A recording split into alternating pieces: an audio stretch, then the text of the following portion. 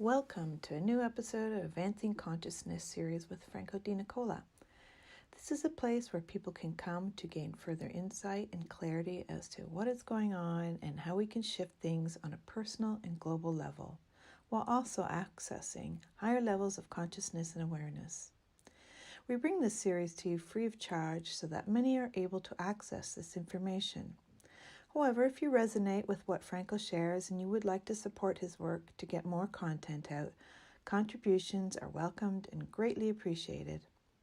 A link is in the description and will be provided in the chat if you feel guided to do so. Also, we have many previous workshops, such as the most recent, Bringing Out the New You to Play in the New World, along with our membership program, Let's Talk About You, where like-minded people come together bi-weekly to talk about the topics requiring deeper understanding and clarity. All of these are available on Teachable, and we encourage you to check them out as they are great resources at very affordable prices to assist in better understanding this human experience. The Teachable link will also be provided in the chat and is also in the description.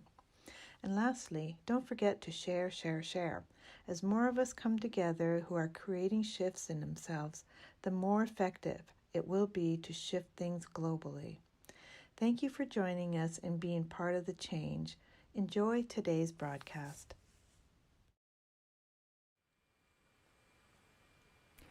So welcome everyone to another episode of Advancing Consciousness series.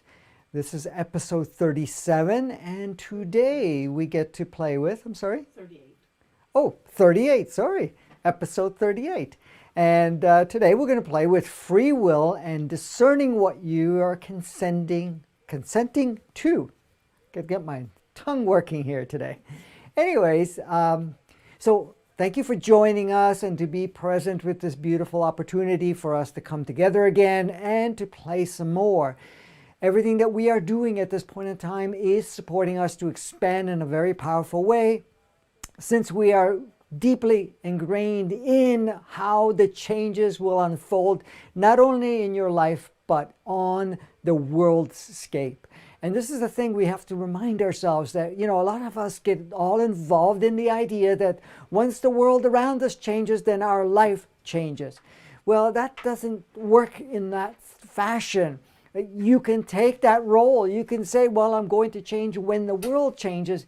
However, you also notice it slows down the process because others will have to do that. So even if others had taken on the role to really project this new world, really, because it's coming through us, it's not outside of us, then we will stay stuck wherever we are when the worldscape is changing us, because we are not making the changes within ourselves. And this becomes a very powerful way to keep us locked up. Now, the thing is, by going through the changes, by allowing ourselves to experience these powerful shifts that are taking place within ourselves, we start to change how we experience life on all levels.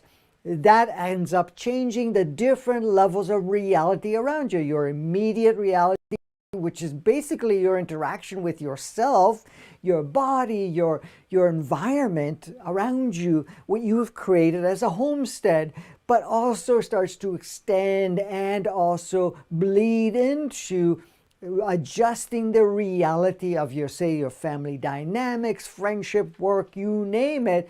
And then it gets into the neighborhood and so on.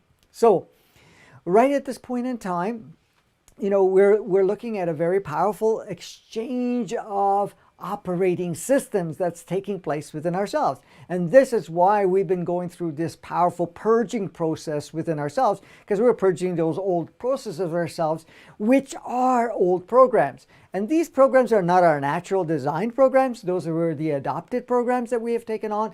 And now we're looking at letting those adopted versions and letting our true version come in. Now, it's not just only our true version, it's also our natural state that we have chosen from a body perspective, from a human entity perspective, and from a soul perspective as a, what can we call it? As a transmitter of that essence of yourself. So you basically are the projector and facilitating with all the changes right now. As I've said many times before, you're here for a very powerful reason, even though at times we don't feel that that is the case. But it is. And all of us are playing different roles. It's not for us to jump in and say, well, this guy's doing that person's doing this, and that person's doing that, and I'm not doing anything, or whatever it is. The thing is, it always comes back to us. So this is what we have to stay on track. Now, of course, this whole subject of free will and consenting. Now, I've talked about bits and pieces of it in different episodes, and I've covered it in different levels, but it became very important for us to really examine it a little closer and take a look and understand the depth of it. Now, we have free will on so many levels, and this free will is really at the forefront of how we design our reality and how we engage with the world. Now, unfortunately, and that is not in the aspect of what we understand as unfortunately, but the thing is, a lot of times we feel that we do not have free will. Meanwhile, we do. And not only that, is that we're using our free will to create the very reality that we have chosen to step out of, or felt that we are done with, or in some way or another having an issue with whatever's playing out. And of course, that also creates a very powerful experience. So here we are, we're looking at free will. So let's take a look at that. Free will and discerning what we consent to. Of course, the way things are designed for us to engage in the dance of life, we make the choice to do so. That choice is made from a body consciousness. It's made from our overall consciousness. That is also a makeup of our human entity and our soul.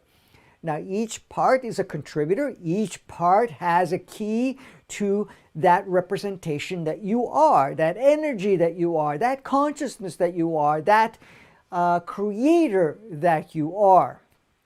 Now, at all levels, we always have free will. Now, there's a part of us that does not acknowledge that, and that usually has to do with our ego mind and the programming that says we do not have free will, that the world itself dictates our reality.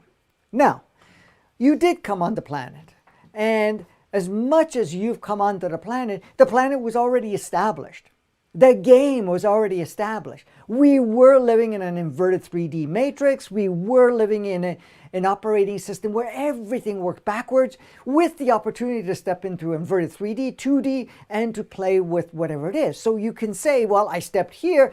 I did not create this reality. However, you stepped in the reality for the very reason that you wanted to be part of that experience and be instrumental to upgrade it. And that's why you're here. So when you're looking at your life, you're looking at your journey, yes, it may look like you didn't have free will, but you did. Your body had free will to take its essence from Gaia through your parents to represent a physical representation, which is a holographic expression of sourceness. But that sourceness is filtered, or what we call streamed, through what we call Gaia. Our human entity is a soul aspect of ourselves that incarnates on the human planet, or what we call Earth, and has also chosen to be part of that, exercising its free will to be able to be part of that. And of course, your soul, in many cases, have come from either other dimensions or have, sometimes it incarnated on planet Earth, but at times it has never incarnated before, or it has no experience here. But it came here to do what it came to do. And then, of course, we have that other aspect of ourselves, which encompasses all of it. It's your overall consciousness, your overall aspect, which works in alignment and creates this free will. Now, as much as you have not created what you are experiencing from the beginning, you have acknowledged, adopted certain operating systems and ways to see life, and have taken on whatever you have taken on to support what was already existing, to give yourself the opportunity to get skilled in that experience, and then to, when the alignments energetically and other souls have come together, which is happening now, to say, okay, now we are ready to step forward, that is still part of the process of going through whatever we adopted and going into this experience. Now, when it comes to the free will part of it, we have the free will to maintain any part of the old. We have the free will to be part of whatever we choose to experience. But we also have the free will to choose how much depth we want to stay in the current game and how much we want to step out of it without the judgment, without the limitations that we normally put into place. So here we are, and we're looking at, okay, how do we discern our consent? Consenting to what? Now, look at it this way. Many of us have been starting to be exposed, and some have been exposed for quite some time because this information has been out there for a while, but of course now it's presented more and more prevalently by many, many other people that are coming to the realization, looking at the world and saying, okay, you know, there's an elite group, there's these so-called whatever we want to call it, entities, and we can call it other beings that have taken on form, or there's these hybrids and all of these things that are played out. And here we are, we have a world that basically has represented something very powerfully polarized and has created an environment. Now, if you're talking about the elites, you're talking about the major, what a lot of people like to call it, the dark aspects of ourselves, which is basically just a lower access point of consciousness, and accentuating the polarity part of it and being somewhat what looks like on the surface destructive. To look at that and say, okay, the moment you go into what we call, or people have called, I wouldn't include myself, but that as a reference point, into darkness, or what we call very powerfully polarized, we actually also give up the capacity to create and manipulate, or what we can call change the landscape or the playground. Now, as much as the operating system was changed, where this inverted matrix was put in, which is no longer functional at this point in time, except that we still have the remaining operating system within the ego, which is the ego is the software that was plugged in.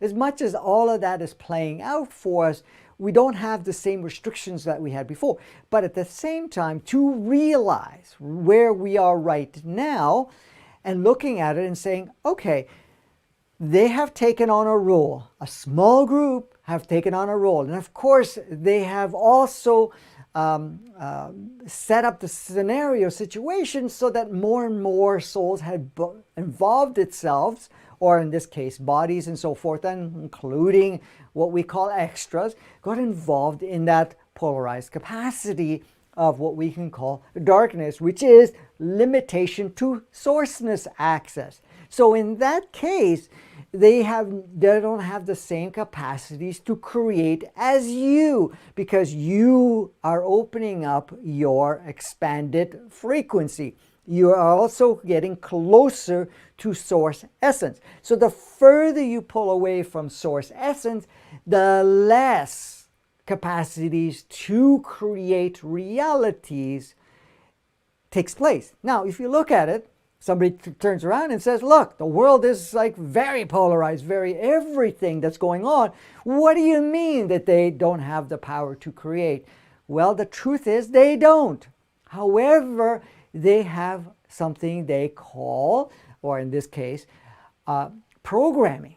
They basically train the individuals like ourselves to adopt beliefs, to adopt ideas of how things actually work, including sets of rules. So the world looks this way under what we've gone through, and in the polarization and all of that stuff, is because we've all adopted the idea of that's how life is, which has its perfection, but we're transmitting that. So all of this stuff gets offered. And we could say, yeah, we don't understand when it's offered what is real or what's not.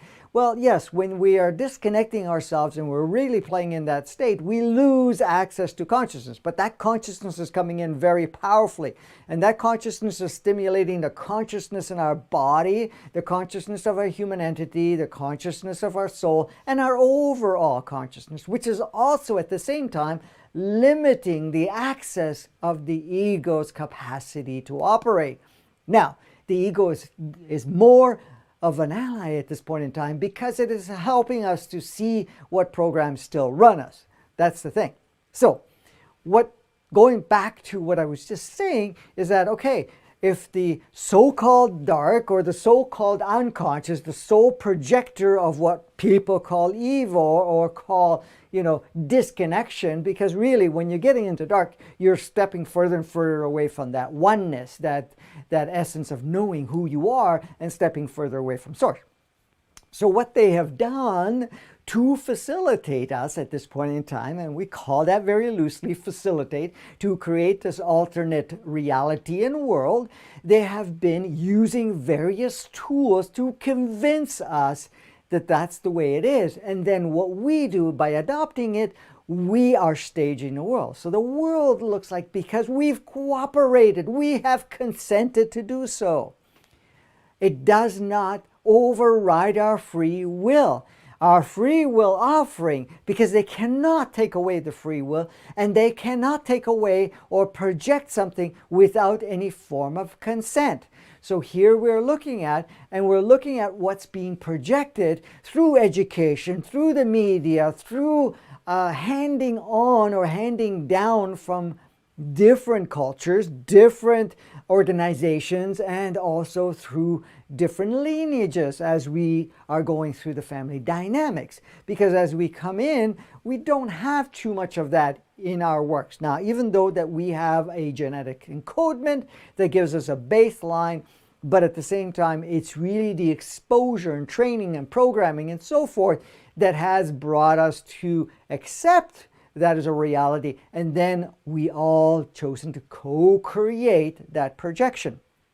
So the reason I'm saying this, because in most cases we do not realize that we're consenting, because the rules of the game, no matter who changes any program as source, as the essence of all creation, will never, and has never taken away free will and consent. So you can consent without knowing that you are from a mind perspective, but on different levels you do. But at the same time, we're coming to the realization that I've consented for all of these things, that I have not played an active conscious role of choosing it in the same fashion I would have if I was aware of. So what happens is that, as I was saying, all of this stuff is passed on through the different organizations, the different medias, movie, music, educational systems, and lineages, and religions, and cultures, and so forth. Those were all adopted at one point or another. Now, as you've noticed, many of you have come through different life streams. These life streams may have projected very intensely these inverted 3D, 2D way of life through different religions, different education, different lineages, and different teachings from different experiences. And you say, well, okay, my world at this point in time was shaped by those experiences, but those lineage I came through. Well, you first of all had the free will to come through that, but at every step of the way you had free will how much you were going to adopt, how much were you going to utilize, how deep you were going to go, how unconscious you were going to go. And when I say unconscious, you're never ever really unconscious from all aspects of yourself. You just choose to create a blanket covering of energy, if you want to call it that, or lack of access, or reduced, that's a better word, reduced access of consciousness, so it looks like you're unconscious. Unconscious of what's going on. the beauty of all of this, in this playground we call Earth and this operating system, the unconsciousness is kind of something that is adopted and utilized and necessary for us to have this experience. But now the unconsciousness is changing because we're becoming more and more conscious. We're becoming more and more aware that this is a game and that we actually have power, we actually have access, and we actually have free will. And the fact that anything to play out will require consent. So, what's going on? In the sense, the way we get conditioned and so forth in responding. For example, if somebody triggers you and you go in a state of anger, you're consenting to have that individual or whoever to take over your experience. Now, yes, part of that experience is your operating system. It is what you've adopted as an idea of right, wrong, good, bad, or whatever that may be. So whatever that experience may be, you may react emotionally, and through that emotion, guess what happens? We now give power to emotions and whatever associated story and program that exists. Now, emotions are natural. From a human perspective, it is one of the, the highlights of having a human physical experience. However, they were kind of utilized, what people call hijacked, or taken to a point where the emotions end up being the driver. Okay, and then it has a perfection in itself, and of course we've agreed to that through free will, through consent, and whatever else. But now look at it this way. So here we are, our emotions are connected to a story, a belief, a program of some sort, or else they don't trigger to the same degree. You can feel, because the emotional part is basically, that's why they call it emotion, you're basically motion. That means you're feeling it, you're experiencing it within your physicality that normally triggers you to take action in one way or another. So through emotions, we are in many, many cases giving ourselves, for example, if fear is projected and we allow the fear of emotions to step in, then we are consenting to whatever that fear offers.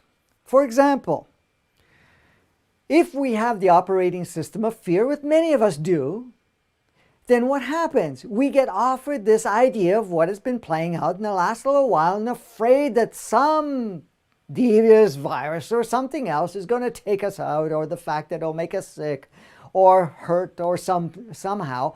And guess what?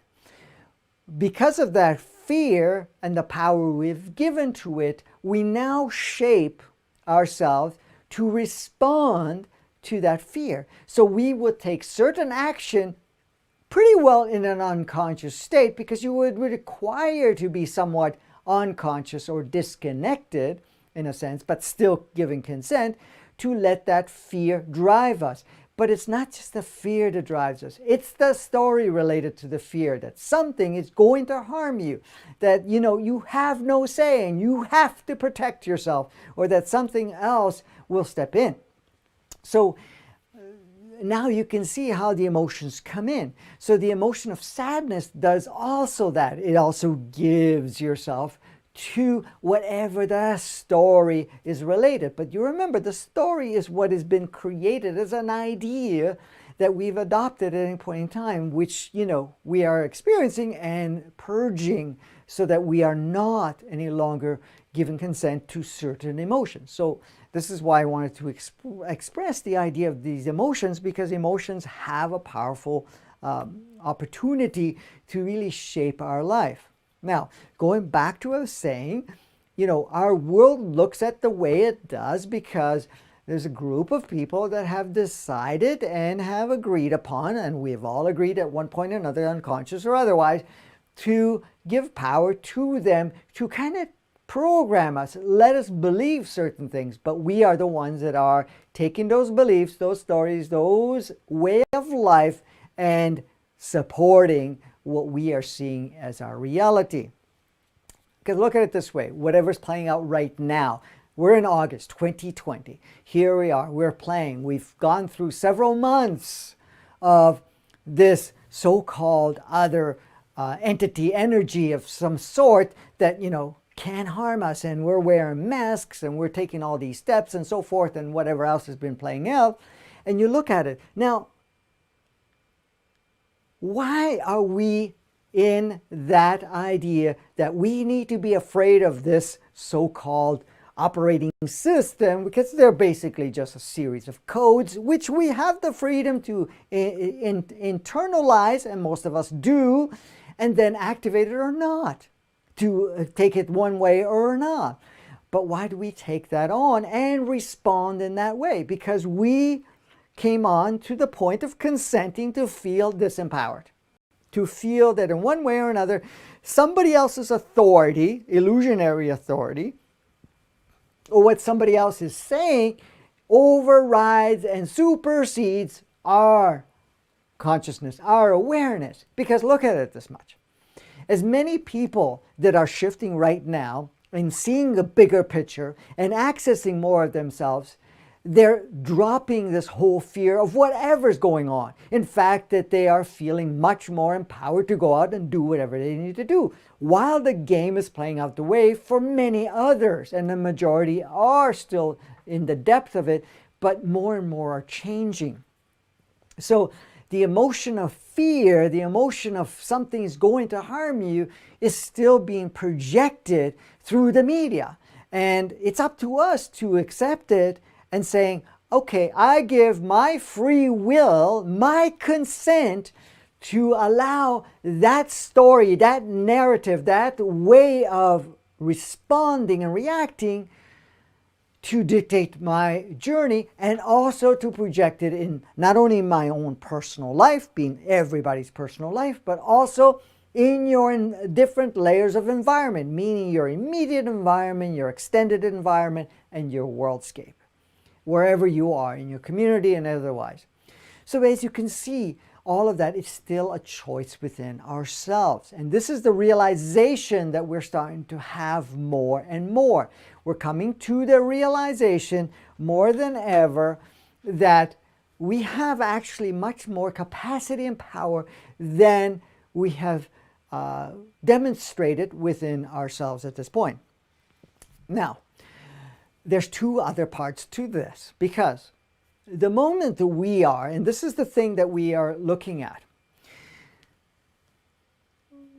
we have this belief that we need to take out all of these so-called negative, bad people or devious people or whatever else before our world changes. Well, the understanding, from that programming and so forth, and saying, well, they're the evil ones, so we got to get rid of the bullies, or we got to get rid of the ones that are, saying what they're saying, doing what they're doing, and projecting it. Now, they don't actually have any power. Because we bought into the story and we give fear to it, then it looks like, and we act like, and I say that, it looks like, and we act like that they have actual power. The moment we say we're no longer supporting that, guess what? All of it changes. So, this is why I've been projecting, communicating and sharing for so long that we need to look at this in a neutral stance, because by doing that in neutrality, you're not accentuating polarity and you're not limiting your capacity. So you don't misuse, even there's a perfection to all of that, misuse your free will and consent to say, well, this is where I'm going to give my consent. So the moment we demonize, the moment we give power to either sides of everything, then we're still engaged in the fact of using our free will and our consent for them to continue to play the role. But they can't play the role. They can only use bits and pieces of it. It's all of us that carries it on. It's like a baton. You could say, okay, here's the baton, and that is the first runner, but that first runner has to give it to the second runner, and then the third runner, and so forth, and they're going to keep moving it on. But at some point, one of them is going to drop it or throw it out and say, I'm not going to carry the baton anymore because this is not what we're looking. Is that what they call it, baton or whatever? I just wanted to make sure I'm using the right word. But, that baton, so-called, it carries an idea. So it's us that's carrying the idea. So somebody can turn around and say, oh, okay, this virus is going to kill you. It's going to do this to you, whatever it is. But each one of us are the ones that are either accept it, acknowledge it, give it consent or whatever it is, and then pass it on and pass it on and pass it on. And how many of us have done that? Maybe not so much the people that are online right now or watching this on a replay, because you've already gone through a lot of those changes. But I'm just sharing this so that you understand it even further, because every time that you're sharing with us, oh, you got to be careful, you got to be doing this, you're kind of passing on the baton and the belief and the idea, which is great. I'm not saying there's anything wrong with that. However, you're saying, well, I want change, but at the same time, I'm going to pass on the old part of it. But the thing is that right now, as things come through you, you have the opportunity to use your free will very differently, to change the narrative, change the story through a deeper consciousness and understanding, so that when it's passed on to you, that means you watch the media, you get somebody else telling you something, you're not just taking it on and passing it on, you're basically taking it on and say, well, I'm not going to support this any longer. And whenever you're communicating with anybody else, you're now communicating a higher consciousness and higher awareness that this doesn't have to be this way. The whole world doesn't have to be the way it is right now, and it is not even supportive in the sense of where we are stepping into organic 3D and organic 5D. And we realize that, and this is why we're going through all the things that we are going through. We have been having one burst after another, energetically, consciousness. We have gone through so many changes so that we actually become more conscious of our free will, more conscious of our consent. Now, what happens is, let's take a look at victim-victimizer. Well, the moment you become a victim to anything or anyone, you're basically, first of all, giving consent for them to take and shape your life. So whatever they're projecting, whatever they're sharing, or whatever action they're taking, as a victim, you're now saying, you can dictate my life. So you're giving consent to play the game to their terms as a victim. The victimizer feels compelled, could be us too, to play that role because the victim is there saying, play this role so I can experience what I need to experience. But that is creating consent, and the consent is always there for us to utilize one way or another. So with that realization, then you look at your program and your idea, do I need to be a victim? What does that mean? Does that mean that somebody has more power over me? Or that I have to consent for them to override me? Or to play a negative or polarized or separated role of some sort? Or do I choose not to give power to that? You've seen it many times in your own life. Every time that you feel a victim, you're basically handing the baton of your life to them and say, hey, you decide. Now, look at that. You're giving consent to do that, and you're utilizing your free will to do that. And that's where the beauty and the perfection is. So, is there anything wrong with that? Well, not really, unless you want to change any part of that. That's where the difference comes in. So when you realize that part of it, and you're going through that experience, then you start to observe, do I pass on my baton? Do I give my free will, or use my free will, because you can't give your free will. Am I going to use my free will to give this power to this individual to dictate my reality? There's a perfection in that, and of course the free will of that. Or I give them consent to be a certain way. Now, this does not happen only with the narratives or whatever's going on that is playing out on the planet right now. This plays out in any connections that you may have. How is that? Well, look at it this way.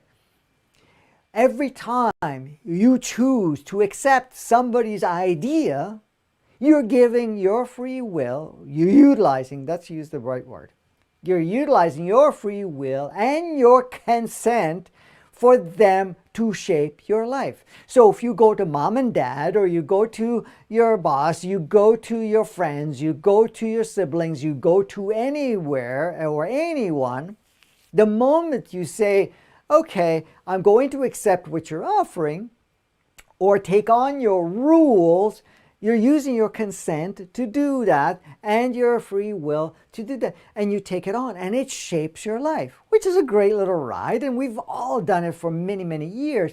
But realizing that the fact is, you're now handing off to someone else to shape your life. And this is what we've done on so many levels. We've done it with different parts, even our own addictions. We've given to that through those programs, but we've given it to other individuals in our lives, but also the media, through education, through all of that. Each and every time that we adopt any part of that, without looking at it and shaping it the way you choose to. I mean, you can't miscreate, but you get to a point where you are now creating new, and you can't do that by doing that other part. You were going to say something. Excuse me. Michelle is asking, Franco, I'm in Melbourne with these restrictions here at the moment. Many are waking up, but many more aren't. Our premier is spewing fear, and he is pushing a vaccine before they give us our freedom back. This is also causing a big divide. So what happens in that situation where, people are needing to go to the grocery store, they have to wear the mask, stuff like that's going on, and rules are being implemented, or you'll be fined, or you'll be something, and so it, of course, brings up fear. Mm-hmm. And so how do people move around that without consenting but still being able to function? Okay, well, that's an excellent question, because the thing is, you can comply to play the game and see it as a game without allowing the fear to dictate. Like, okay, it's rolling out certain restrictions, and it's rolling out, potential that, we have to be vaccinated before we can, be free to restore some form of opportunity of life like we had it before. The reason those are being projected for us at this point in time is the opportunity to bring up all these fears, to show out the opportunities of each and every time that we have given our free will and our consent to play that certain role. So if you need to go into a store, for example, and that is a requirement, if you can't exercise a free choice in that regard, you make the free choice of saying, well, I'll wear it wherever which way I feel about it. But at the same time, you're not going to be afraid. You're not going to feel restricted, because that's what empowers it, is the fact that you feel fear, which is, again, going back to what I was saying earlier, the emotions now drive you. The fear that you may have to be vaccinated, the fear that the fact that you may be punished because you're not complying. Well, you can choose to comply, and when I say comply, you comply to a point where it's really absolutely necessary, but see it as a game and not to give power to fear. So that's what they want to roll out. Great. You can share with others that you're interacting with. Remember, we're the ones that have to comply. We're the ones that actually will give consent, or in this case, use our free will to empower them. So this is the opportunity to wake up a lot of people, to push people to the max until they finally say, no, we are not consenting. We are not supporting. We're not going to use our free will to put ourselves in prison, or in what we call prison, being living in that box of life, or being afraid, and not only that, but also to restrict our freedom of choice or freedom of movement, really more than anything else. So when we're looking at that, it's really what comes up for you. So if there's certain fears and stuff that comes up, that's what you want to address, because when you don't have that, you can see it more as a game, and you are so powerfully instrumental to change whatever is required. So at this point in time, you can also make choices depending where you are and whatever it is, how you're going to participate with any part of it. You're not going to elicit fear. You're going to respect where everybody is at, because they want to play the game that they're going to play, but you're not complying at the point of where, you're governed by it. So does that make sense to you, or is there anything else you wanted to add? Because you also are experiencing this. I'd going say that makes out. sense. So basically, in a nutshell, anything that's triggering an emotional response, okay. So I'll have my own experience. I don't want to wear a mask into the stores. uh, because I don't want to be giving consent. However, I still have some fear around not wearing one because I may get in trouble. So I still have that program operating. So I could walk in with no mask on, but if I still have the fear of getting in trouble, I'm still feeding into it. So it's about clearing the program behind the fears and everything, and whether you have to wear a mask or not really isn't as much the issue as the emotion behind it. Correct. Correct. This Yes. is what we're saying. So like even when you're talking, did you do the TV or we didn't do the media one Not part yet, yet. no. Okay. So it's really about managing your emotions around how you're being triggered and what's creating fear in any of these situations of restraint or where it appears that your rights are being removed, because there's this higher knowing inside of us too that can come out and say that's not so, that just really isn't so, and it's really trusting in that's in the big picture we are these great amazing beings, and it's not possible to take away anything from us like that. Exactly. And the thing is, the key part here is to really look at what is triggered within you emotionally and so forth. Like you were saying, the fear that I may get in trouble, or the fear that in some way I may be judged by others, or that somebody may attack me or something because I'm not wearing a mask or because I'm not following certain protocols and so forth. So if you have those, you want to be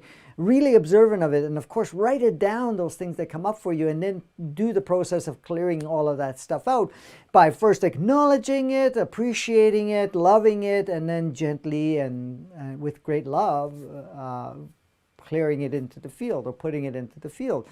I mean, that's going to take a bit of program each time it gets triggered, but the beauty of it, it's not that complicated to do. However, it can seem very daunting, very intense when, everything around us is reflecting certain parts. Now, the elevation of fear right now, the elevation of what looks like disempowerment, is really to stimulate empowerment, because at some point we get pushed enough and you say enough is enough and I choose no longer to support it. You've seen it on so many examples in our life that what happens is that we get pushed to the point and you finally say enough. You choose no longer to be the victim or no longer to abide to certain protocols or ideas and concepts or conditioning or something of that nature. Many of us, this is how we're making the most amount of transformation, because not only do things do not resonate, but we're actually stepping into the point of no longer saying, I'm going to just keep going with the what people has labeled as the norm. I am now going to redesign my life, and that is where it starts. But you need to be to the point where you're clearing out all of those polarized responses and triggers and so forth. For example, the other thing is too, this leads into the next part I wanted to talk about, is that the moment we blame somebody for it, like our government, like certain so-called illusionary authorities and so forth for our life, or the fact that we're blaming for a lot of the so-called polarization, violences, and whatever, victimization and so forth, then we're giving our power to them. And that is done through free will, believe it or not, and consent. So when we blame someone, we're basically pulling ourselves in and saying, well, I have no free will, I have no consent, or I have no power. And I'm giving the power to them. But that is consent. That is your free will in action. So realizing that, so you don't want to be in a position, and I say that loosely, don't want to.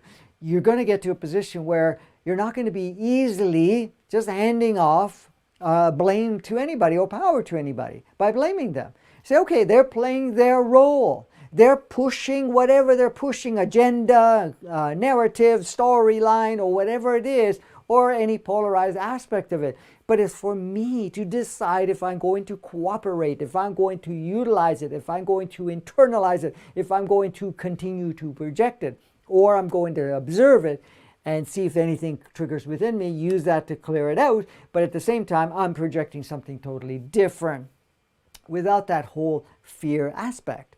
So in essence, I had to go to the dentist yesterday, to have some things checked and so forth, which, I've stalled for quite a while. And, one of the things is, you got to wait in your car and we'll come and get you and whatever else. And you need to wear a mask. You got to do all of this stuff, right? So, I did my protocol. I just called them up and I said, listen, I can meet you at the door. And he says, oh, just come up the stairs. Do you have your mask with you? And I said, no, I don't choose to use the mask at this point in time. Well, then you got to use the stairs. You can't use the elevator. No problem. I use the stairs. Only one flight. No big deal. Whatever that may be. Everybody else was masked in the waiting rooms or whatever else was going on. And I chose to go through the whole thing and never put on a mask. Now, since all of that has happened, I have yet to put on a mask at all.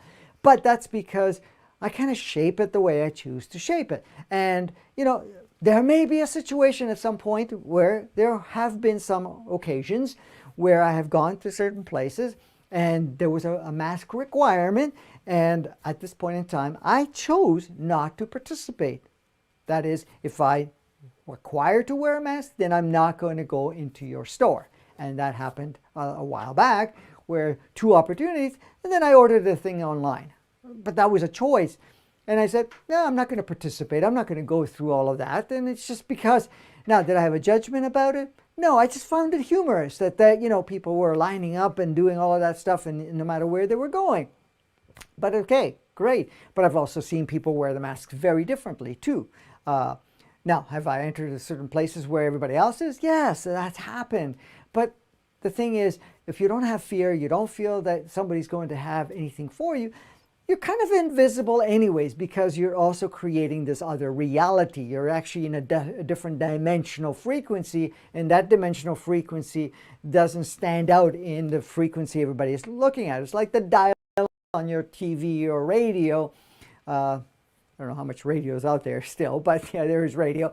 But anyways, you're basically at a different channel in a sense. So even if you're walking through that, like you're in the same vehicle that has the radio with a different channel, you're listening to different music and the others can't see you and so forth. So it's not about going in to fight and say, well, I've got to prove all of this stuff. It's when you're in complete neutrality about it and you're okay whatever which way. Now, is the occasion going to happen where I may have to wear it at some point? Possibly. But I'm not going to be looking at it or choosing to do one thing or another because of it. That's just an example I'm giving you at this point in time. But, do we want to blame anyone for all of this? Do you want to blame certain groups and organizations and certain people in the media or whatever else? You can choose to do that. But the moment you do that, you're giving power to it. You're doing that. And that's still exercising your free will. You're still giving consent for them to dictate, shape your life. This is the beauty of it. Now, with anything that is rolling out, okay, when I say this, I'm going to go to the next level of this to explain this part of it. Well, many of us are starting to hear about all of this stuff that's going on, okay? Well, a lot of the so-called darker stuff, all the stuff that has been taking advantage of people or have been, utilizing young people and women and different races and so forth and playing out all of this stuff that's going on. Now, even to launch, say, what we have been experiencing the last several months, the thing is here to really understand that no matter who takes a role, say the elites, okay? If they take on a role to play a polarized negative role, before they do so, even launching this whole virus thing, which is not anyways, but to launch all of this, to launch all the different things, false flags and pandemics, you name it, to launch all of that. They cannot in any way, shape, or form launch anything without our consent. I say that again. Nothing can be launched without our consent.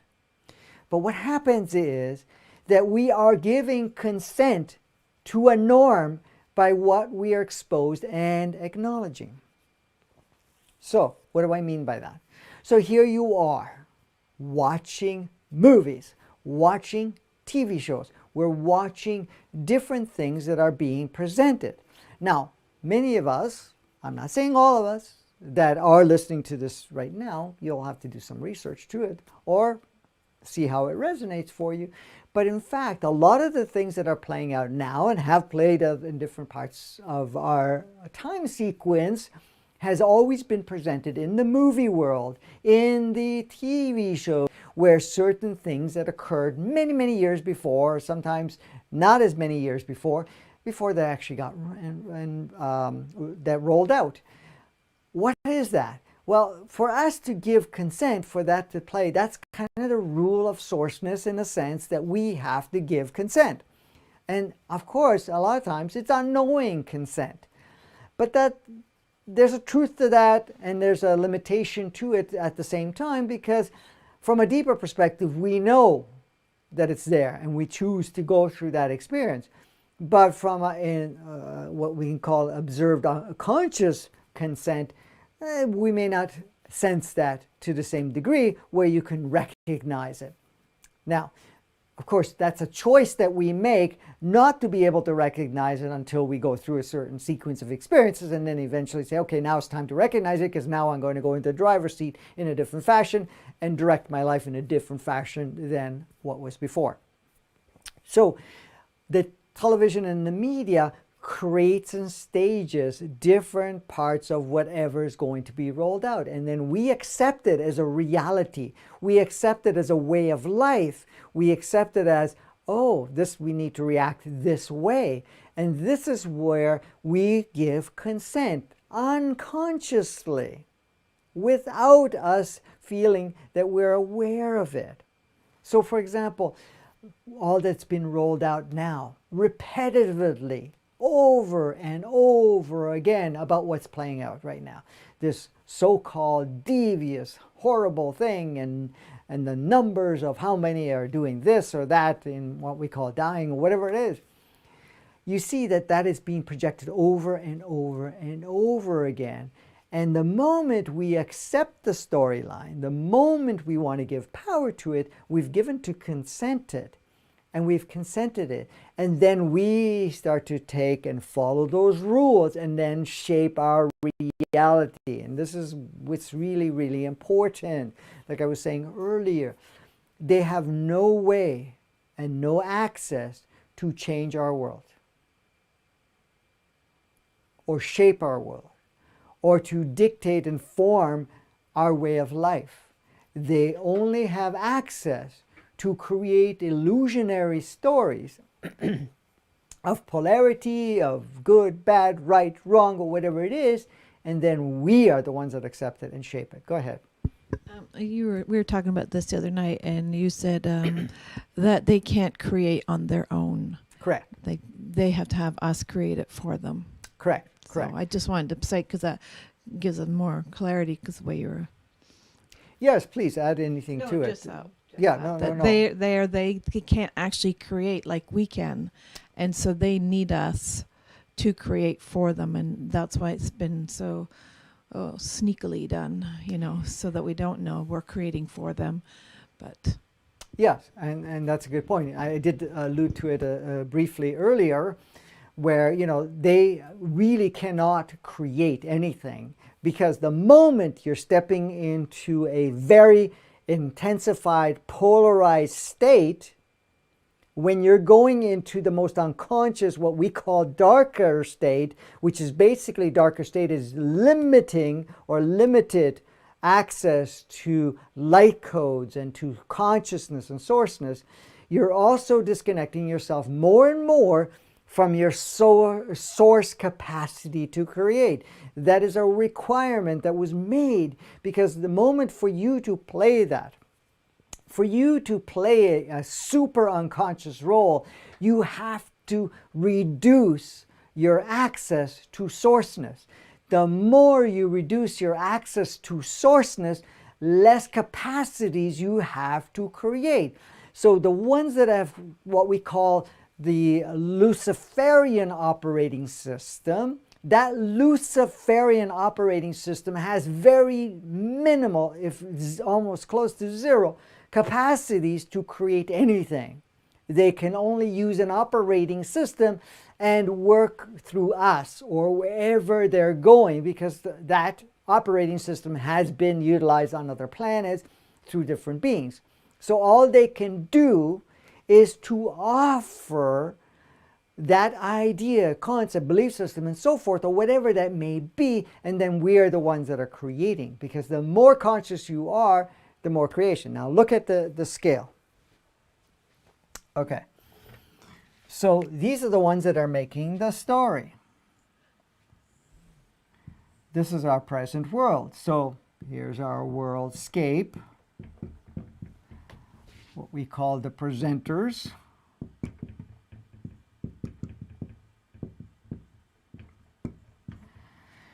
So what happens is they cannot create this world that we're experiencing right now. They cannot. They don't have the capacity to do so. They cannot change a world when they are in this particular position, because in this particular position, what we call dark, or what we call, polarized, negative, or whatever it is at this point, what happens is you're no longer accessing the same level of source essence. That's the only way you can do it. So what they can do is sell you on the idea of what is going, what the world should look like, or what it can be through a set of rules, and then you're creating this version of the world. So in fact, we are the designers. Look at your reality. Look at your way you experience life. Unless you adopt the idea of how life is, which is projected from this, and of course it has lots of minions, and these minions are all aspects of ourselves at different points in time that have adopted those ideas. So if your parents, just as an example, not to take a beating on them, if your parents bought into the idea, your parents, your friends, your siblings, or whoever, right, bought into the idea of what is being presented, then they're going to continue to stream that to you to reinforce this world. But they can't shape this world or this world, which is just moving along the way. So in fact, what we have done is we created this, what we call alternate world, that we've been, because we've accepted certain ideas of that, what's what it is. So they can't shape our world, but they can share with us an idea of what a world looks like. So you see it in your life. For example, here's your family dynamics telling you this is the religion you need to accept. This is your culture. This is your belief system. A lot of it can be streamed all through this and having certain fears. Now, the moment you adopt this, okay, you create this world. This is your world, your personal world, okay? And this is what you can call your collective world.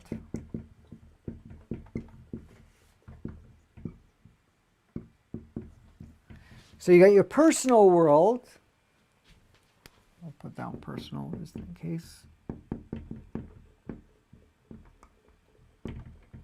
So you got your personal world. So everything that you adopt as part of what is being handed down. Because again, this part, through other minions or other aspects of yourself, can do that. And you can see a lot of politicians and teachers and trainers and whatever else that have taken that and have helped us shape our world. And then collectively, our world becomes our collective world because each one of us is projecting it. Now, of course, you got cluster worlds too, which means that your communities, your different so-called regions and so forth that are playing out. So they can share that, and then you shape your world. So you accept the ideas that are being shared through education, through your life stream, through family, whatever else, and then you shape your world accordingly. You shape your reality accordingly. But you have free will to do so, and you have to give consent to that concept, that idea. Then, of course, the way you interact and the way you take on, for example, then becomes more of your worldscape. And this is going to reflect more of it, because there's many, many bands of this experience of what we call the collective world, because they're not only dimensional frequencies, but also reality timelines. Even though there's only one timeline, but we see our version of our timeline, because that timeline has many, many strands of frequencies. So you can see the layers and layers of movies, like different screens and so forth. So you're looking at that through the worldscape. For example, like if your family said, oh, be careful, you got to take care of, you got to do this and that because of this nasty virus or whatever else is going on. And the fact that you need to do this and that and whatever that may be, as long as you accept that, you're now saying, okay, I give my free will to take on what is being offered and consent to take it off, and I'm going to shape my world around it. Now you're afraid to go out, or you're putting masks and shields and whatever else because you've taken on that. So you've now shaped your world based on this. And this is why I'm saying they can only offer the stories. They can only offer ideas, concepts, and belief systems, but they can't create. We're the ones that create it. Is that clear enough? Or I think so. Okay. So this is why I started off with the whole idea of like our world looks the way it is, because we've adopted that idea to support it for a period of time. Now, the accentuation of polarity that we're experiencing at this point in time has a purpose. And that is giving us more opportunity to become more conscious. What is more conscious?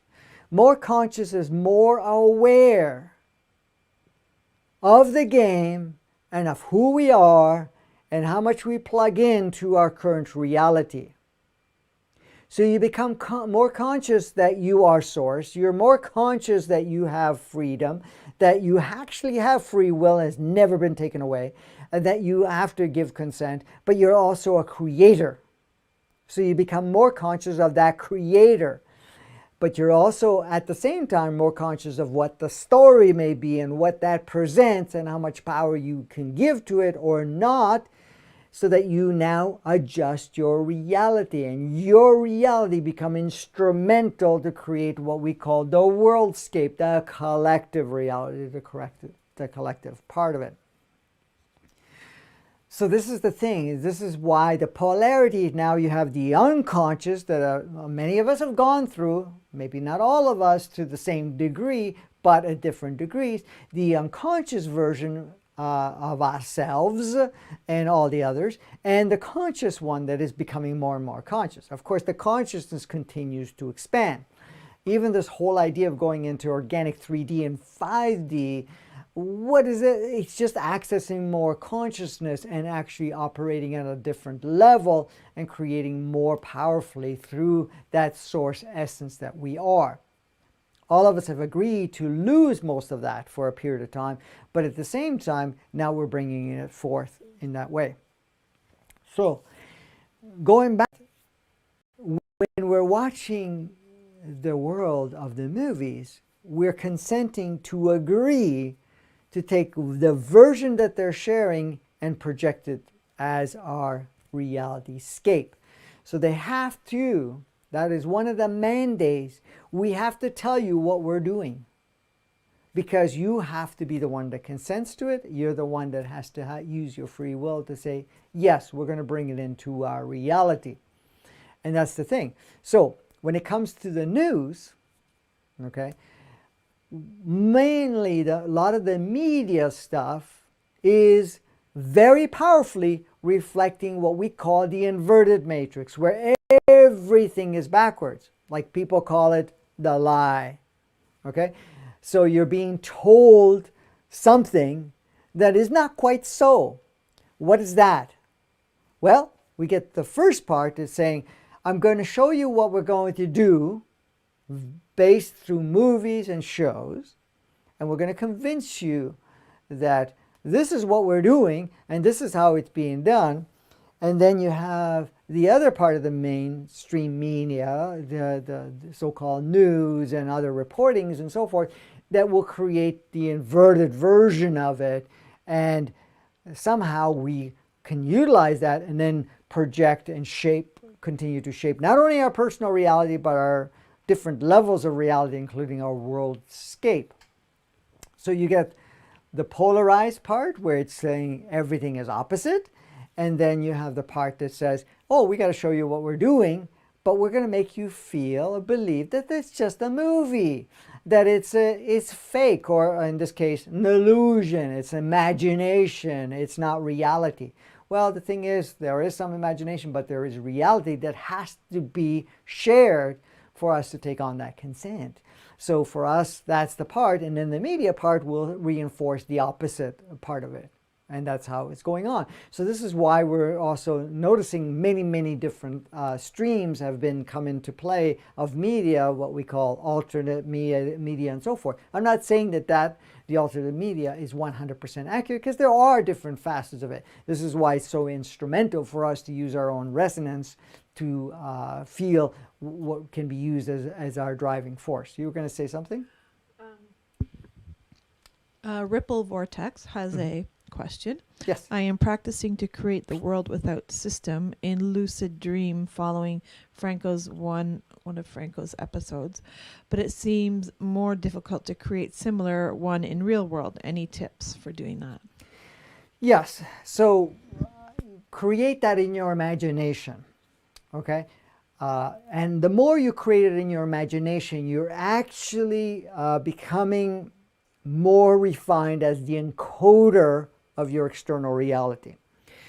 A lot of times what happens is it looks like there's a lag, but there's also conflicts that may be playing out. So yes, using the lucid part actually starts to break down, first and foremost, a lot of the rigid limitations that we may have, or older dynamics that we have accepted as part of reality.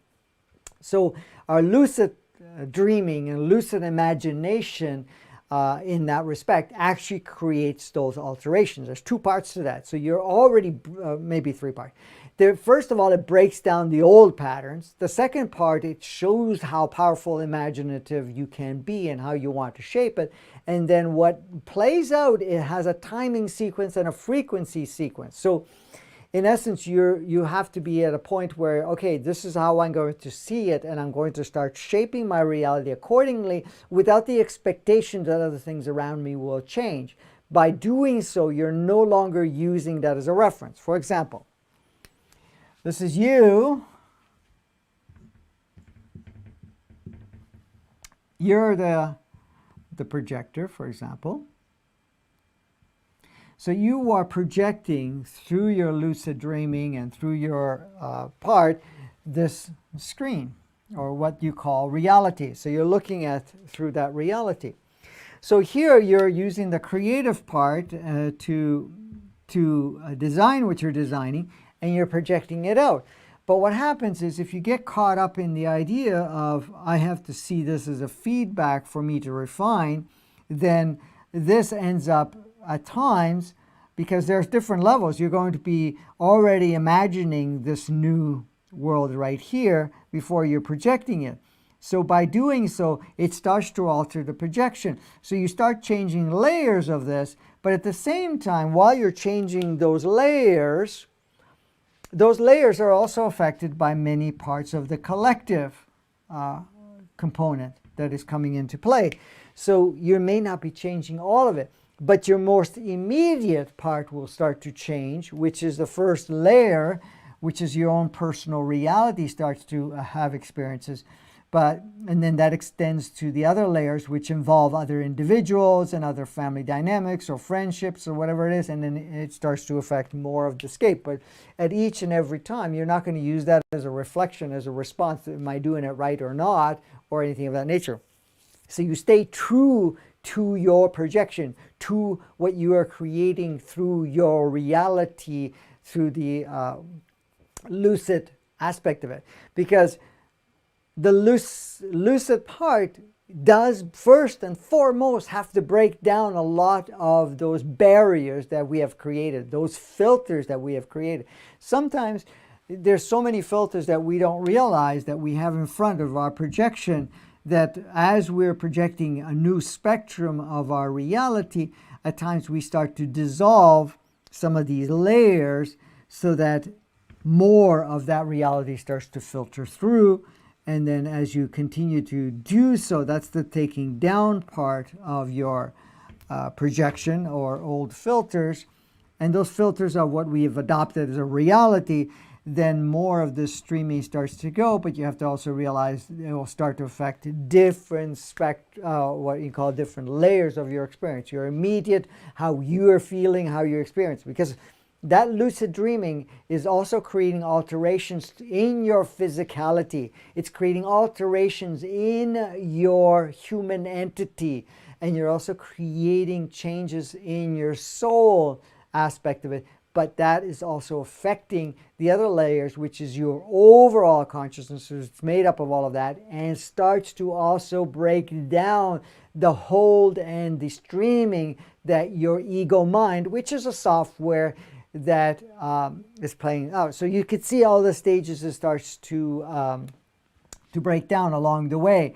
And then, of course, it now is bounced off first your own personal reality, then your family dynamics or whoever you're involved, friendship and other things, your work environment and more your community, and then it starts to go. So it's not that it's just going to be in stages, it's going to blast through all of that, but the more immediate changes will occur, the ones that are closer connected to your personal reality. Because each range of this involves more collective. So when you're looking at your personal reality, a lot of it is your own unless you have agreements to play out a certain role, that it may be limited. But you have more access, freedom to create more immediate changes within your personal reality. Then when you're getting into the family dynamics, you're now projecting that into the family dynamics. You're now seeing more of those versions. But you have to also realize and appreciate that they are also part and parcel of their own creation. So there is a co-creation that is occurring here. So you're looking at co-creation. So you have to also appreciate that you're playing a part of the co-creation, but at the same time not expecting that your part of the creation is going to totally alter this right away. You will. The fact that you're involved with them, they've already given you consent to play a part, a role, but they're also going to do it in their own fashion because they want to be empowered too.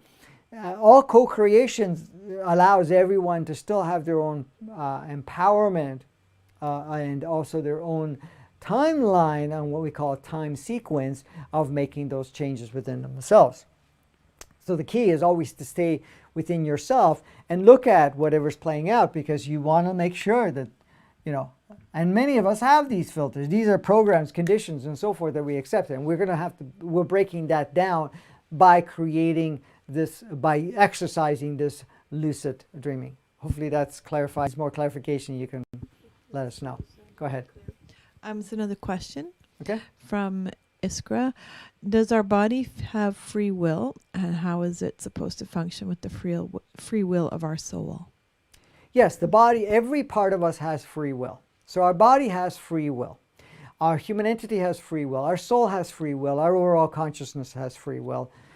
So each part of it has free will. So our body does have free will, but it also chooses to cooperate with us in a certain fashion to give us certain experiences. And so the body has to agree, has to consent to play out a particular experience. to support a certain, what we can call physical representation or physical expression that we may feel within our physicality. So there is a consenting that is done by the body. So the body has free will. The body can start and stop anytime it wants. It can play out any part of the role. It's being, because there's tremendous amount of codes, because we're receiving consciousness from Gaia, and also all the different energies that are coming in, but it's also receiving instructions from us because it also wants to work with all aspects of ourselves. Now, even though at most part, for the longest time, it has almost worked separately, but it has free will in saying, okay, do I take this on for the team? It's an analogy that's being used. Do I take this on? Do I play this role to help the advancement, say, of the human entity, the soul, the overall consciousness, any part of that, and the environment, or what we call the different layers of collective that are involved in the co-creation? So it says, okay, we're going to agree upon to support that or not. Does that make sense? Or I don't know if you were even listening. I was listening. Good girl. Do you want another question? No, I know you're reading everybody's comments, so sometimes you may not hear it. Yeah. Go ahead. So Ella is asking, is it correct that our planet runs on installed programs and every 12 to 13,000 years she resets itself, meaning destroying and clearing everything from the surface, unless we raise our consciousness and notify our planet in her language that we are here and we are conscious, which will help to change the planet's program? I'm not sure I'm understanding that correctly, 100%. But how do you see it? I see it that what she's asking is if every 12 to 13,000 years the planet resets. Yes. So unless the inhabitants are conscious and want to move forward in their advancement along with her, then they can stay. Or do they get shaken off, so to speak? If they're not going to do it. That's how I'm taking the question. Okay. Unless we raise our consciousness and notify our planet that we are here and we are conscious, which will help to change the planet's program. Yes. I mean, we have to understand, we have to give a lot more credit to what the planet is able to do at this point in time. The planet itself, Gaia, is an overall consciousness. That consciousness is not limited just to the planet. It's also connected to every human on the body. Every human, or every body, physically, and every sentient being, including plant life and so forth. It's all interconnected, but it's also connected in the solar system. So it is also receiving all of that. So each time it goes through a reset, what it does is it allows it to no longer, the reset itself, if you're looking at that, it actually breaks down the limited frequencies. So we've already had that experience. So this is the reason that Gaia has altered its capacities of what frequency it can transmit. And this is why Gaia is going through upgrading its frequency. It's not that Gaia is there and saying, okay, now it's time to upgrade. No, it's saying, okay, I am no longer supporting this range of frequency. I'm going to expand it and then eventually keep chopping off the bottom end of these frequencies. So yes, it's going to create an opportunity for us to either align physically, and then of course the human entity version and soul level, or at some point, yeah, you will leave. Is it going to kick off everybody? That is not the intent. And as much as, planets do get retooled, the only reason it gets retooled to the degree where it kicks everybody off is that if all of it has gone to such an intensity that is not open enough to shift, and this has occurred with many other retooling processes that we've gone through, including the Lemurian, the Atlanteans, and now, of course, us humans here at this point in time in this series, which has been around for 15,000 years at this point, has been offered the opportunity. But right now we have agreed upon that we are going to work along the way. So we have to stay active in these changes that we're going through, or else we're going to get to a point where we're not supported. And when I say that, it doesn't mean it wipes out the planet.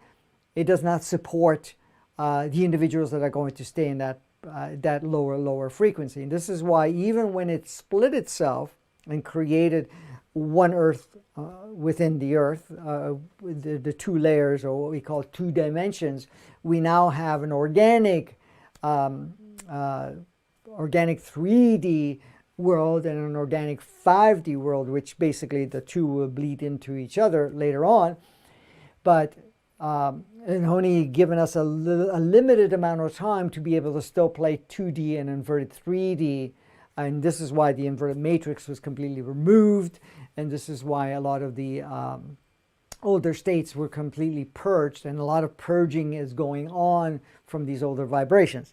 So this is the reason that the planet is being upgraded. And the frequency of the planet, you have to understand, even when the first convergence had occurred, and that's when part of that agreement came into play, because 2012 was that cutoff point of the 12,000, I can't remember what it worked out to, 12,900 and something years, where it actually goes through that other sequence. So to prepare that, the last conversion of 87, before the conversion of 2012, and now the conversion of 2020, each time the Gaia itself, the planet itself, has made huge leaps and upgrades in frequency, and has sequentially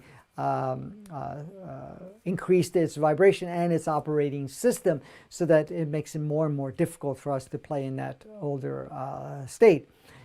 Even though it's still supporting us to a certain degree, it has given us a cutoff time, and that is not only from Gaia's perspective, but also from our brother sister souls that are working with us, where we've put a cutoff saying, well, we need to get all wrapped up by the end of 2022, so that we are no longer supporting this inverted 3D and inverted or the 2D aspect of it. So the full intent is to help us evolve, and it has chosen not to exterminate us. Now Gaia is very powerfully connected to us, so we don't even have to acknowledge it. That was the belief of the time when that was being shared, because it was saying, okay, but we're already doing that. We're already from a soul perspective, from a human entity perspective, from our physical perspective, and say, okay, we're going to participate. Others have said, no, we're going to participate to accentuate the polarity for a little longer, and then once that time comes in, we will merge with planet Earth, and basically those lower frequencies will no longer be supported. And so those physicalities will not, be playing on this playground, because they will be playing out. But that's a choice, and there's still no limits to what capacities or how quickly we can shift any part of it. Go ahead. Okay, from Ella again. In that case, she says, why she kicked out previous civilizations. Why did Mother Earth kick out previous civilizations that were a lot more advanced than us? We are the sixth. Yes. So what's happened is that in other civilizations, when we looked at it, it had gone advanced in many ways, but at the same time, there was a non-willingness to actually work along the way, because it got caught up in the satanic operating system, or what you can call the Lucifer operating system, and it used those technologies to actually create destruction versus progress. So in that point in time, to facilitate, it was a collective agreement, is that we can't do this.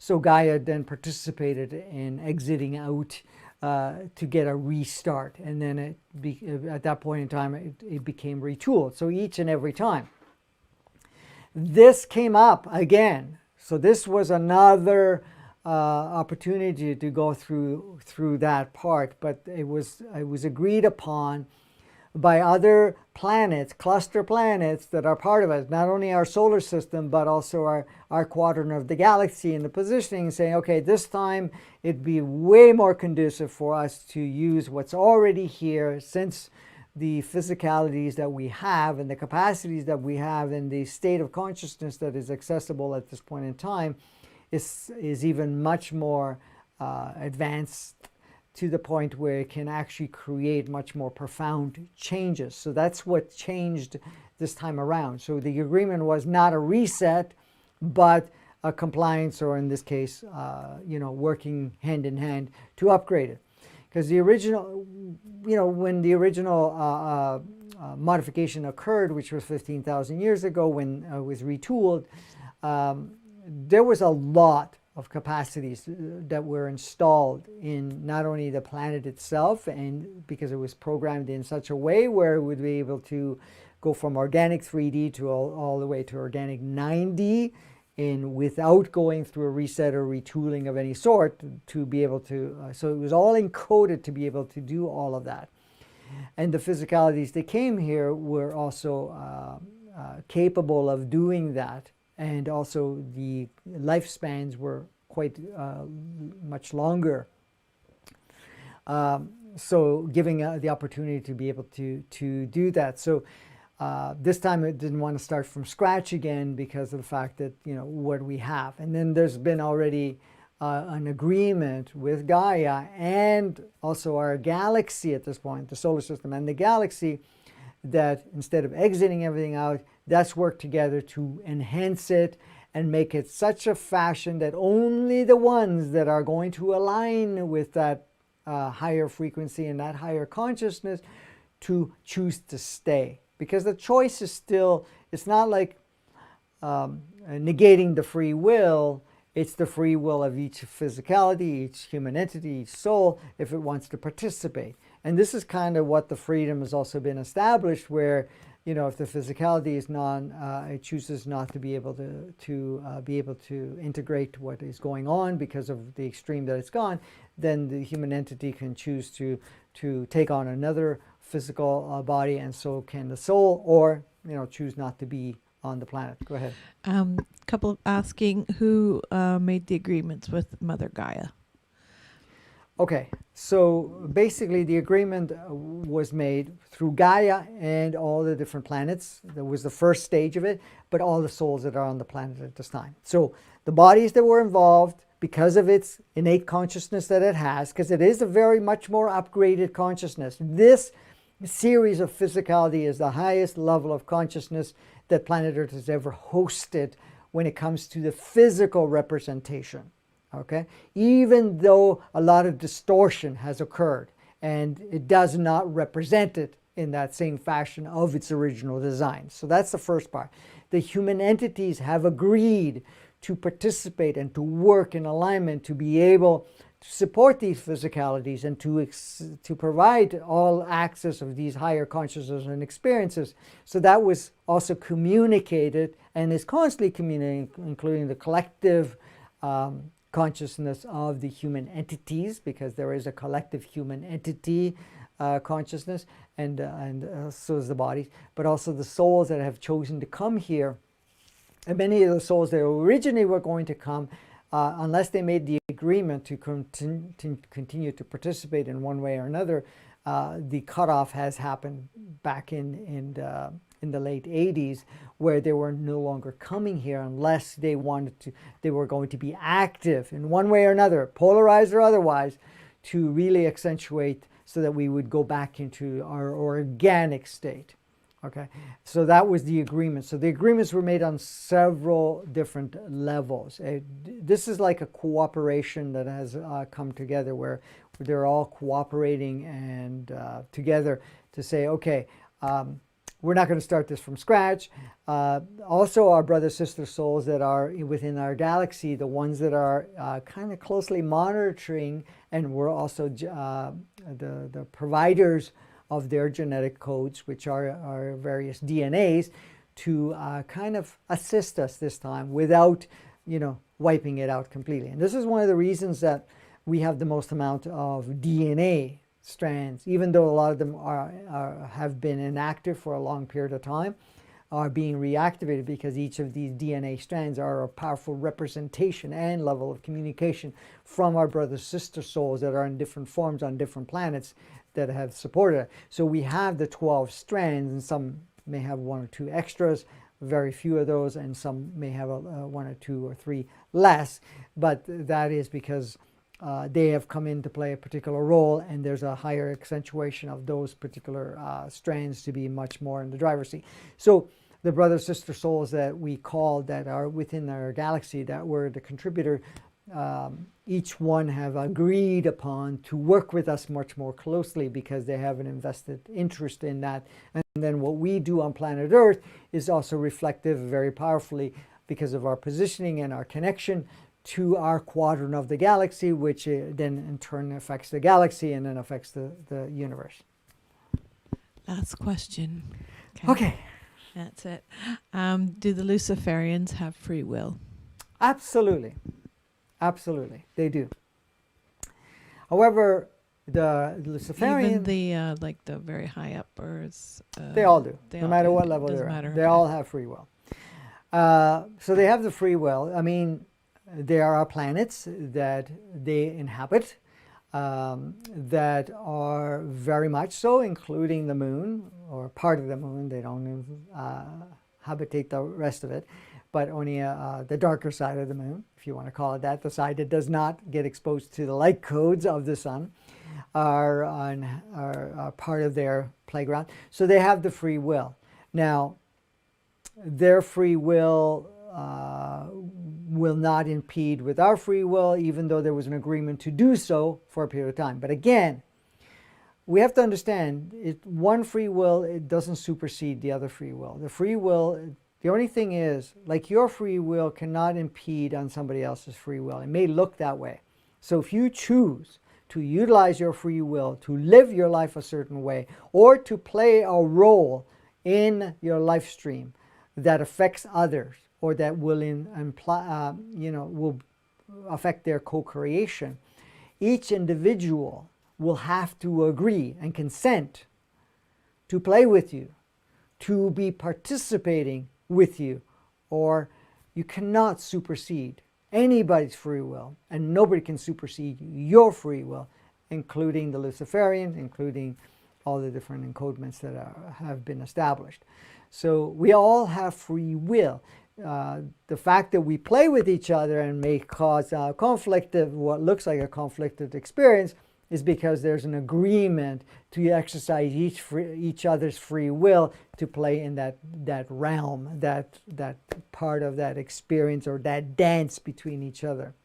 So we do use our free will to play within our family dynamics. Now, what happens to us is, as we change, our access point of consciousness changes, our awareness changes, our free will alters. We still have free will, but we change the focus point, the direction that we go, and then you'll notice that if it's not misalignment with other participants that you may have played with very freely before, they have the free will not to play with you anymore, or you exercise your free will not to play with them. And this is why a lot of relationships go, what used to be very strong or were very engaged may change. Or, you create other versions, because each one of us has multiple versions of us. Now, of course, the more true to yourself you become, more conscious you become, more of that sourceness you become, you will dissolve all the different versions. And many of us are doing that. So there's only one version of you, no matter where you go. But there are others that may still maintain multiple versions of themselves, only until it no longer is required for them to do so, because that's the choice that they make. So what I mean by those versions, just so that you have a little more clarification, I know I talked about it before, is that every time you go into a different environment and play with different individuals, we have the free will to create a different, or utilize a different version of ourselves. So if you're in your family dynamics journey, you're acting out a certain way, or you take on or adopt some of their beliefs and respond and interact with them with those types of beliefs, they're seeing a version of that matches close to their version, but you have chosen to play that version with them. And then you may go to work environment and you now exercise a different version. The thing is here with what we're going to right this point in time is that we're accessing the consciousness and awareness of us to go into that one version of ourselves, which is constantly expanding and growing. And that version of you is your truest essence of yourself. So you no longer take on different versions. You're just one version that is continuously upgrading. So if you're now doing that more effectively, then no matter if you go play with your family dynamic, you are just the version that you are. Now, the fact of them interacting with you, they're consenting for that higher version to represent. And that version may no longer reflect the older version of you and may not match what the version that they're used to.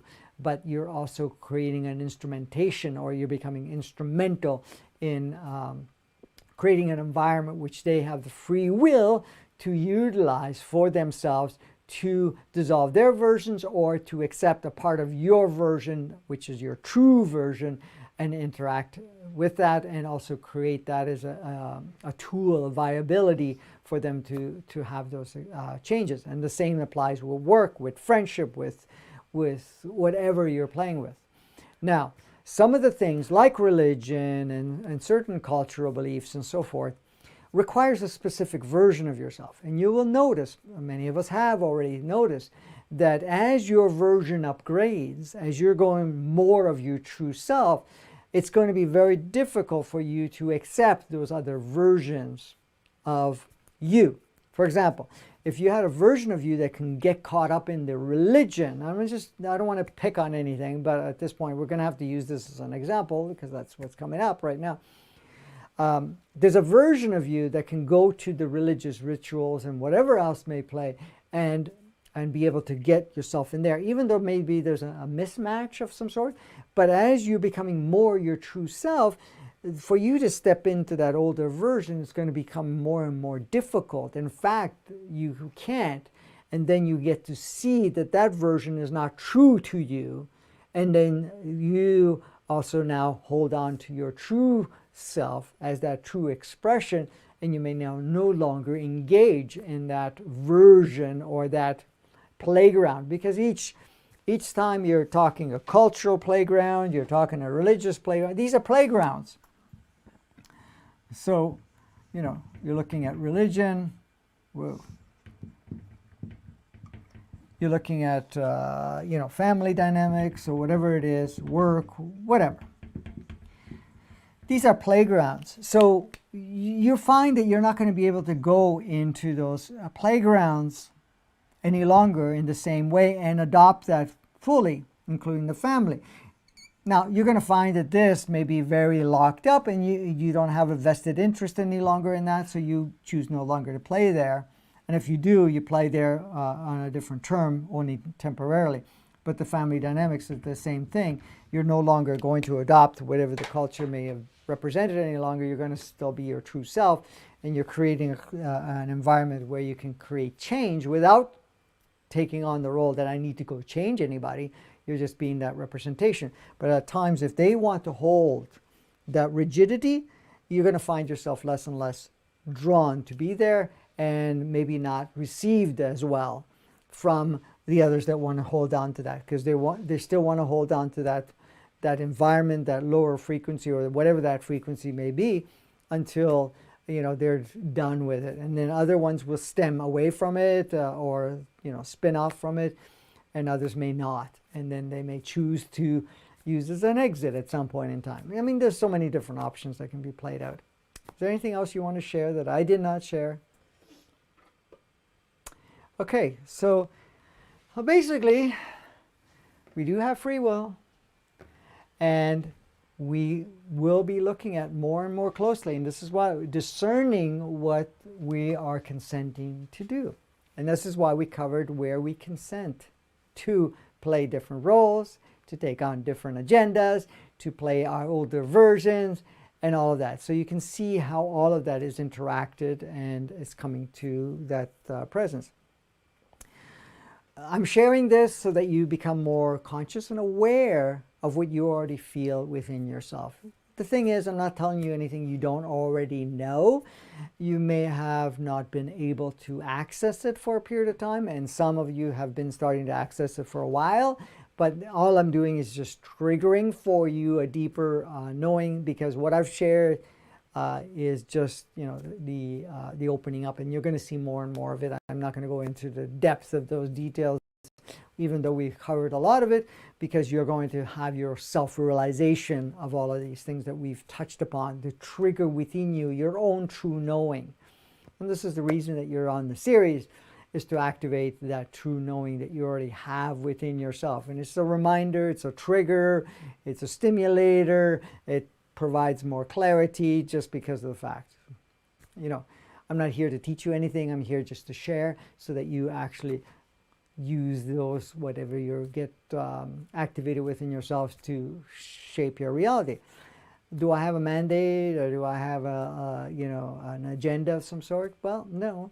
But at the same time, I'd love to co-create with all of you, because we have chosen to come together to redesign the human experience and redesign our world to match the higher aspect of ourselves on all levels, the higher aspects of our physicality, higher aspects of our human entity, and a higher aspect of our soul, which creates this whole beautiful energetic field that dances in this beautiful co-created planet that we call Earth. Once again, I thank you for coming together, for doing this. I thank you for all the supporters that have been supporting us, and it's greatly appreciated. It helps us to put more focus and time to create content for you, and to also work on some other content that we'll be rolling out along the way. And we're going to step things up coming into the month of September.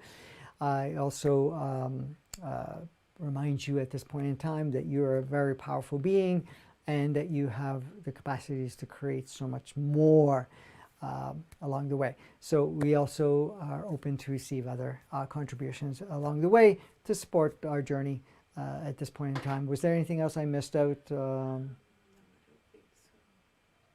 No? Okay, great.